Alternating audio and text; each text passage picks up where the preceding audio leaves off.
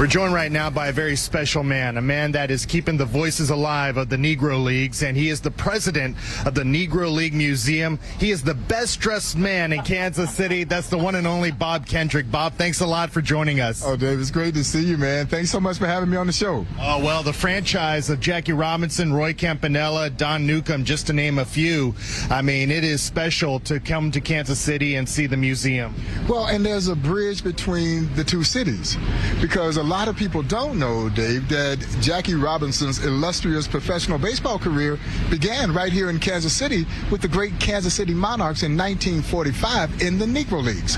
Now, he was only here for 5 months, but as I tell people, the 5 months he spent in Kansas City, he fell in love with everything that Kansas City is famous for, barbecue and jazz. When we come to the Negro League Museum and you tell the stories of the Negro Leagues, are you mesmerized as much as we are, even though you've told the stories many times? Oh, man, this never gets old for me. It just fills me with great joy to walk them through that museum, to share the stories, many of these stories that the late, great Buck O'Neil and other legendary Negro Leaguers shared with me. And in doing so, I feel like I'm keeping them alive in my mind and in my heart. But the thing that I share, the thread that they have with those who played in the Negro Leagues is real simple: love of the game. You will never see a greater example of love of the game than you do when you walk through the Negro Leagues Baseball Museum. They had to love it in order to endure the things that they had to endure. What's the lasting legacy of Jackie Robinson with the Negro Leagues, and not only the face of American sports history, but American history, period? Kansas City and the Negro Leagues gave America arguably its greatest hero in Jackie Robinson. And for those who subscribe to the belief that one individual cannot invoke change, well, you need to look no further than Jackie Roosevelt Robinson, because when he walked out on that field as a member of the Brooklyn Dodgers, he was called everything but, my mother would say, but a child of God when he walked out there, and he handled himself with such grace, class, and dignity. But the other side of the ledger is that he was also shouldering the weight of 21 million black folks who were counting on him to succeed. We should never forget Jackie Robinson. Shohei Ohtani, one of the greatest players we've ever seen in Major League Baseball. Was there anybody like Ohtani in the Negro Leagues? Well, the thing that I love about this phenom by the name of Shohei Ohtani is that it has opened up the opportunity for me to talk about the great two-way stars of the Negro Leagues. And so when Shohei first gets here to play in the Major Leagues, everyone was saying Babe Ruth. But in my opinion, Babe Ruth is the wrong comparison. The real comparison is to a guy named Wilbur Bullet Rogan, who was a star pitcher for the Kansas City Monarchs. He is in the National Baseball Hall of Fame. But when Bullet Rogan wasn't pitching, and he was a dominant pitcher, he played the outfield and hit cleanup for the Kansas City Monarchs. And it also gives me an opportunity to talk about that connection between the Negro Leagues and Japan, because the Negro Leagues go to Japan in 1927. Man, that's 7 years before Babe Ruth and his All-Americans go, and they've been commonly credited with having taken our brand of professional baseball to the Japanese, but it's not true. It was a team called the Philadelphia Royal Giants. They go over to Japan in 1927. They play a 24-game exhibition series. They go 23-0-1 on that tour. And if you were to talk to the older Japanese baseball historian, they will tell you that it was that tour that was the spark that lit the flame that is now the fire for professional baseball in Japan. Hey, we love Bob Kendrick. Thanks a lot for the time, Bob. And anytime. Hey, we love the stories. Bob Kendrick is so great. It was just a couple years ago, the Negro Leagues Museum, Dontrell, honored you along with Dwight Gooden and 3 others, part of the 15 black aces in baseball history. And I know that meant a lot to you. And really that museum there in Kansas City, it's such a special place that preserves a very important part of history. You know, if you ever get a chance to go to Kansas City, please visit it. It's a beautiful facility. And Bob Kendrick, you cannot ask of a better ambassador, a better storyteller. So being a part of that Black Aces, I mean, it's almost like a bad joke. I cannot believe that I was able to get inducted with guys like Gooden, guys like, you know, that are historically not just a favorite of the African-American community, but just the baseball community. So I was super proud. My family was super proud. I got a chance to be honored with Dave Stewart, a hero of mine, the reason why I picked up a baseball. So the experience, you know what, the fans, the families, And really, the food is first to none. I mean, I loved it, and I'm so proud that my daughter's got the experience in it. So we still have the plaque in my house as well, and so super honored that I even got to experience that with my family. Well, it's been a lot of fun, and Adrian, I know you've had a chance to go through as well and play against a lot of people, Dontrell and some others who have made such an impact on this game as well. 100%, yeah. And then the museum, there's such an incredible museum, and it's great that they're able to tell the story of how baseball and everything that they did and the groundbreaking of baseball, and so it's just amazing. And congratulations. Thank you, bro. Appreciate it. Thank you. Cool. Well, of course, Jackie Robinson played for the Brooklyn Dodgers as well as the Kansas City Monarchs. So the Dodgers today will be wearing their Brooklyn caps, and the Royals will be wearing their Monarchs caps. And Kansas City, of course, is known for its by Southern California Toyota. Adrian, you were a 327 lifetime hitter there at Kauffman Stadium, so you are first. Can't do that anymore. I'm old. But hey, my call is Mookie. I really feel like Freddie had a great game yesterday. I feel Mookie's going to have a great game today against that lefty, and be good to see him get a couple knocks today. You know what? I got to go with the bad man, Shohei Ohtani. I think he's going to get a lefty-on-lefty fastball out over the plate. Wants to get his arms extended. I think you're going to see another shot to the left center. Oppo tacos. Okay, I'm going to go down the lineup a little bit. Tommy Edman is starting in center field for the first time since June 1st. So that tells me his ankle is feeling a lot better because that's a spacious yard there in Kansas City. So Tommy Edman's going to have a big day with the glove and also with the bat to help the Dodgers get this series win. Justin, what was the biggest key for today? Was it doing what you've been doing as far as getting ahead early in counts? Yeah, I think that's always going to be the focus.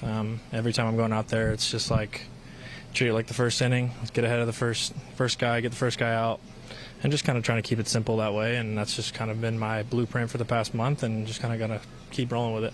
What's changed in the last month? Is it just as simple as getting ahead, or is there more to it? I think just, unfortunately having that bad one in Washington, honestly kind of, I think, set me back in a good way to where had to go down, make a few adjustments, and then, since I made those adjustments, everything's kind of synced up a little bit better as far as timing and just kind of, going back to being myself, as, I guess not from those adjustments, just kind of like mentality-wise, just kind of, being like, all right, we're going to make these changes, and then it's just like, let's go do what you're good at, and I think I've done a good job of that this month. How have you been able to carry those adjustments into the game and be as effective as you've been? Yeah, I think, luckily, God blessed me with athleticism and kind of the ability to, I guess, make these adjustments has been, I guess, a little easier for me than it would be for some guys. But at the end of the day, it's just, they're very small. It's not anything crazy. And yeah, it's just kind of keeping them in mind, and I don't really have to think about them that much anymore. So it's been great. How long ago does that Washington start feel now, especially when you just look back at this month and how different you've been pitching since then? Yeah, I mean, I think obviously it feels like it was 3 years ago, but I was joking with Frasso on AAA the other day, like, man, we went to Japan, but that feels like it was 2 years ago. So it's funny how that happens, but yeah, it feels like it was a while ago. But end of the day, I think learning from it is the most important thing, and I think I've done a good job of it. How big is it to get 5 wins on this road trip? Yeah, it's a good trip, Swooping to Colorado, getting 2 wins here, took care of business. How have you noticed the change in Robleski and just what he's doing differently? Yeah, he's getting ahead of hitters. He's attacking the zone. He's not falling behind. He's controlling counts, getting weak contact early and getting 2 strikes, putting guys away. That's what good pitching is. So, it's good to see from him. Continue to see him develop and get better. Did it surprise you when he came back up and was throwing 97, 98, 99, and just how much different does that make him as a pitcher when he's doing that? No, I mean, we've done that to him. So, yeah, I mean, obviously velo helps. But when you're controlling the zone and controlling counts, it really helps. Dave's talked about with you, just to him, it seems like you just physically are in a better spot this year. I mean, has that been a big part of just the success you've had at the plate, is not having the little nagging things that you did the last couple of years? Yeah, I think so. I feel good at the plate. The swing feels good. Healthy, feeling good, physically. So, yeah, a lot of things are adding up right now. So just trying to, keep that going. This is a big ballpark to hit a home run here. It takes a lot. Did you think when you hit yours it was going to have enough? Yeah, I knew I hit it pretty good. But yeah, you never know here at Kansas City, so luckily it got out. How's your left hand feeling? Yeah, I'm kind of sore. Got attacked, and I didn't know if I jammed it with the back or it was attacked that it was on my finger. So it was pretty sore. It was falling up on me after that inning, and felt like I should have been smart and kind of take care of it and put some ice on it and trying to calm the inflammation and maybe not get another at bat and make it worse. That's why I came out of the game. Eric Karros said right away he thought you dislocated it. Do you think you may have dislocated it? Yeah, that's exactly what I was thinking, because I had the same play and I dislocated and I broke it and fractured the other finger in 2022. So I was thinking about those lines, and I'm glad that it wasn't dislocated. It was just a really bad jam, and I think I escaped a bad situation there. You had another great game, not only offensively, but that catch that you made with your back to the plate. I mean, how good do you feel right now? Yeah, when you watch a game and you see those balls landing there the first couple of days, you're always going to be ready for it. It was in the back of my head. If they hit a fly ball over there, I'm just going to go and trying to catch it and not letting Teo get there. So that was the situation. The guy was kind of staying inside the ball and trying to hit the ball to right field the whole game, and I got the opportunity to catch that one, and I mean, it feels good to have another game that I can contribute. This is another game on this road trip that you played a big part in the win. For you guys to have 5 wins on this road trip, how big is that? Yeah, to close the month in a good note. I feel like the beginning of the month we didn't play that well, but I told the guys the way that we finished the road trip and the month, it was really impressive. Let's keep doing the same thing. Enjoy the off day tomorrow and come back to Dodger Stadium and play another good month of July. Glad you're okay. Thank you. Dave Robleski, again, really good for you guys today. What's been the biggest change in him the last 3 or 4 outings? It's been 4 or 5, I think. I think that he's just, coming out of the pen, I think he's done a nice job of being on the attack from pitch one. I think that he is in the strike zone, commanding all of his pitches. I think he's got a nice rhythm. Feels like hitters are on their heels. The fastball certainly is playing up, and he's been efficient with his pitches. And today, to give us 6 innings was huge, and to save Tanner Scott and some other guys in the pen was big. And yeah, he's just continuing to grow. There were some that were concerned that your team might let down on this road trip. You win 5 games, and it feels like you're starting to open up a lead in this division. Yeah, I just think that regardless of opponent, we just focus on playing good baseball, and I think that's what we've done for quite some time. And so, yeah, it's kind of what we do. Today we opened with Trevino, and I really thought that Pasquatch at bat, that he got him to pop up in that situation at bat, kind of weathered a flare from India, only gave up 1 run that first inning. And to get Salvi on that punch was huge. To start that game being down 1-0 as opposed to 2-0, and then, Robo takes it from there. And I think that, those first 4 innings from our guy off Bubic, that's as good of team at bats as you're going to see against a really good pitcher. And so for us to get him out after 5, build the pitch count up, Kike obviously with a big homer, but it started with Shohei's at bat, Andy's at bat, Rojas is at bat, and then obviously ended with Kike. But I thought, for the first 4 innings, 2 times through, we did a great job today. What happened with Rojas? Did he dislocate his finger? We're going to get an X-ray. Not sure yet, but fortunately, it was the left hand, the non-throwing hand, and it was, I think, the ring finger.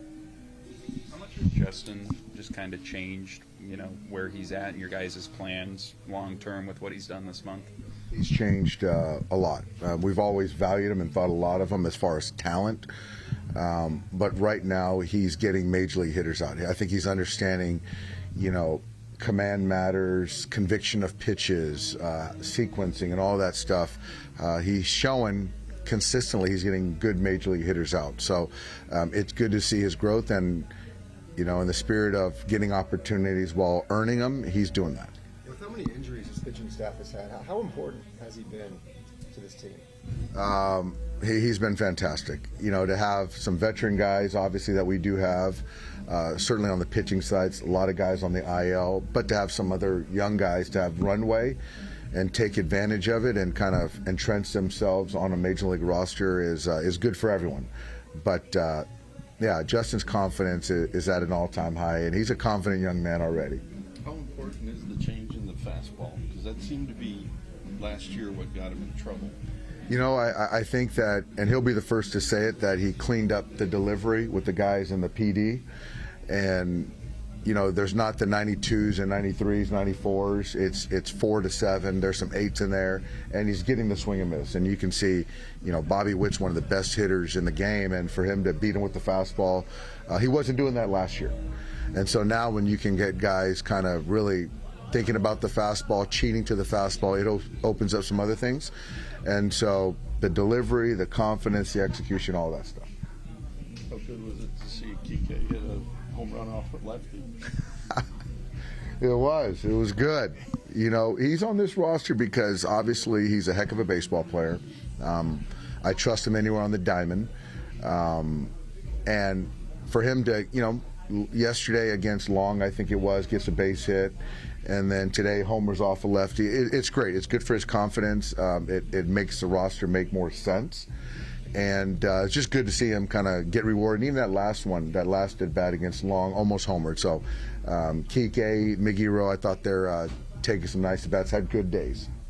Did he jam his finger on the bag? I think he jammed it on the bag, yeah.